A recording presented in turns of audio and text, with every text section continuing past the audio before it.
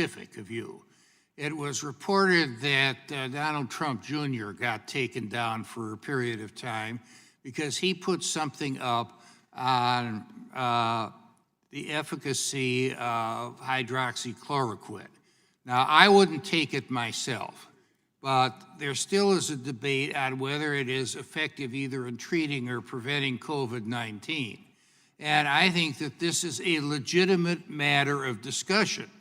And it would be up to a patient and their doctor to determine whether hydroxychloroquine was the correct medication, given the circumstances. Now, why did that happen?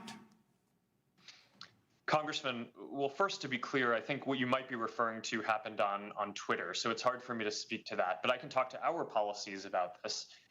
We do prohibit content that will lead to imminent risk of harm, and stating that there's a proven cure for COVID when there is in fact none might encourage someone to go take something that could have some adverse effects. So we do take that down. We do not prohibit discussion around trials of drugs or people saying that they think that things might work or personal experiences with experimental drugs.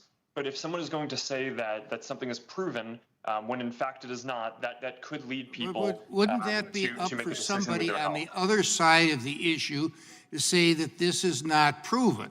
And, I know as a fact that, for people with certain conditions, it's contraindicated and they shouldn't take it on that. But wouldn't that be up to somebody else, to say, okay, what somebody posted on this really isn't true, and here's what the facts are, rather than having a Twitter or a Facebook take it down?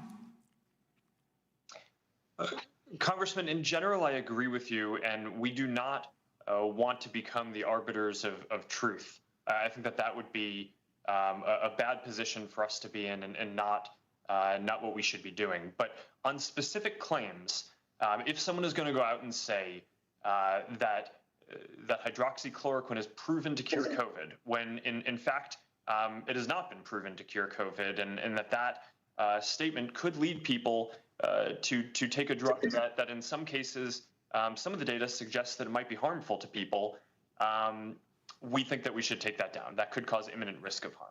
Okay, thank you. I yield back.